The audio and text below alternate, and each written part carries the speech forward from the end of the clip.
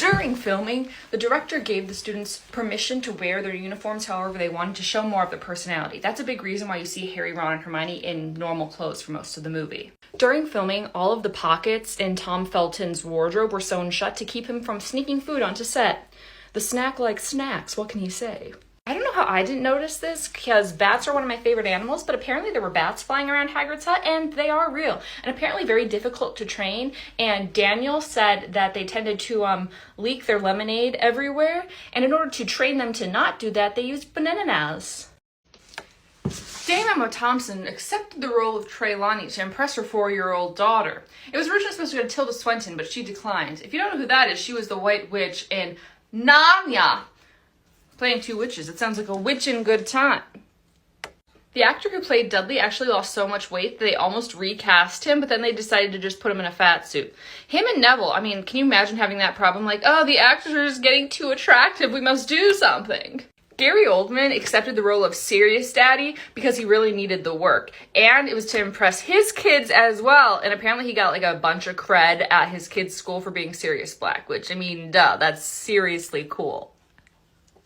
Can't stop, won't stop. This one actually makes me kind of mad because Chris Columbus's movies were my favorite ones because they actually had color in them. And the reason he turned down directing the rest of them is because he didn't want to miss his kids growing up. So I guess it's valid. Be a good father. I didn't have one, so I can't relate. Have you ever wondered where Ron's fear of spiders come from? Well, apparently J.K. Rowling explained it to Rupert, that it came from when Ron was 3 years old and he accidentally broke Fred's broom, and so Fred turned his teddy bear into a spider. 6 more legs to cuddle, buddy. And not to talk too much about She Who Must Not Be Named, but she did say that Remus Lupin was one of her favorite characters, and if she could meet any one of them, she'd probably pick him. Alfonso is known for his wild camera techniques and was told by fellow director Guillermo del Toro to tone down his technique for the movie and to be true to the first 2 films. I can't imagine what it would have been like if he would have went crazy. And the Honeyduke shop makes its appearance in this movie. The director told the kids that the candy was lacquer coated when in fact it wasn't. They just didn't want people stealing candy inside. Dude, if I was a 13-year-old and had access to a magical candy shop, you best believe my pockets would be full. A pretty sweet deal. During Prisoner of Azkaban, Emma liked to play with Alfonso's hair. She even put it in pigtails and said that she was his official hairstylist. Speaking of incredible hair, Sirius Black's symbols underneath his wanted poster translate to more or less human. That's rough. Sorry. Filming had to be put on a temporary halt after there was a vandalization of the Hogwarts Express. I guess people were mad that Harry took the lot and they didn't have any treats. Oh wait, this is the 3rd movie, so they were just mad that their souls almost got sucked out of their body. Remus Lupin actually stood out as a professor because he called the students by their first names. The only people who ever occasionally would do this are Dumbledore and Hagrid. He could call me anytime he wants.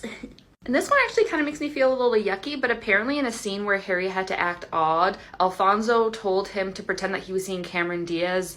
Let's just turn it to bikini instead of the actual word because I don't want TikTok to get mad at me. Okay, thanks. And apparently it worked. It's still yucky. He was like 13. When the Marauders map is shown, we see Newt Scamander wandering about the castle. It was originally thought that this was just an Easter egg and a hint to Fantastic Beasts and Where to Find Them, since he was the author of the book. But now that we know that he was actually friends with Albus Dumbledore, it's possible that he was there visiting. In one scene with Buckbeak, we actually see them pooping, and it's thought that this is the first time that we saw an animal CGI excreting its bowels in a feature film ever in history. I'm trying so hard not to make a poop joke, but I don't want to push it. The costumes for the Golden Trio actually has a story in this as well.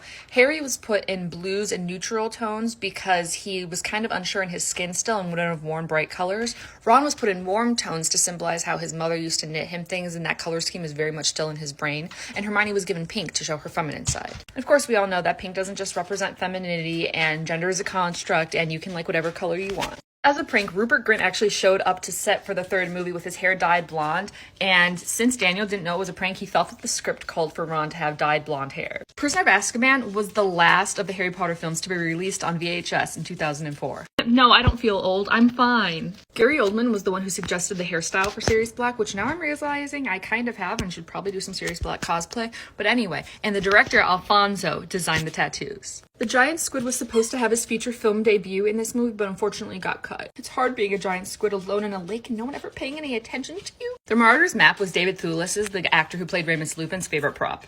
Duh, you have so much mischief to manage. Must be hard keeping track of all that beauty. Prisoner of Azkaban was the last Harry Potter movie to be rated PG. Makes sense. Sir Michael Gambon, who plays Dumbledore, actually played a werewolf in The Beast Must Die, so guess he was up for the challenge even when things got hairy. The only reason that Dudley realizes that his Aunt Marge is blowing up like a balloon is because her pearl necklace bursts and some of the pearls fly onto his food. Honestly, the only time I've related to Dudley. In many ways, this movie was also kind of seen as a reboot for the whole Harry Potter world. Hagrid's hut was now down a slope instead of on the lawn. The costumes became tights instead of knee socks. They also got a fun hood that matches their Hogwarts colors, as well as just a general change in the ambiance of Hogwarts itself, as well as Michael Gambon becoming Dumbledore. Obviously. When Tom Felton met Gary Oldman, he thought he was one of the on-set janitors. Yikes! Lucky he didn't get bitten. Oof.